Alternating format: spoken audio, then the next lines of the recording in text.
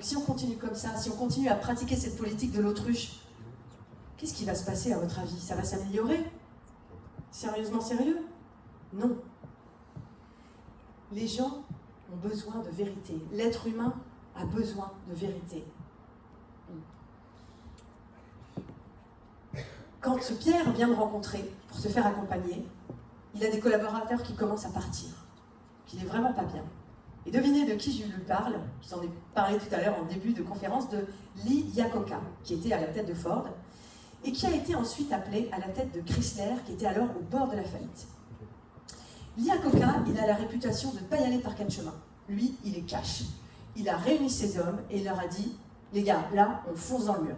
Si on ne se redresse pas les manches, on est foutu. » Cet électrochoc a payé. Tout le monde s'est redressé les manches et ils ont redressé ensemble la société. Et ça fait un déclic chez Pierre. Parce qu'il se rend compte que, en fait, lorsqu'on laisse faire les peurs, vous savez, fear is the boss, elles prennent le pouvoir. Mais quand on les exprime, on reprend les commandes. Vos peurs, c'est comme un passager dans une voiture. Soit vous laissez prendre les commandes, et là, c'est lui qui choisit la destination, qui possiblement peut être un beau ravin, ou alors, vous décidez de les mettre derrière, présentes, mais sous contrôle. Et vous choisissez de vous asseoir où dans la voiture?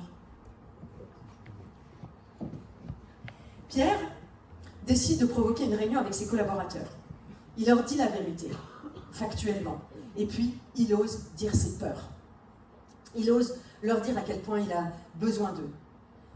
Et le résultat, c'est que déjà ça communique mieux, et plus personne ne quitte l'entreprise, et Pierre me confie qu'il se sent moins seul.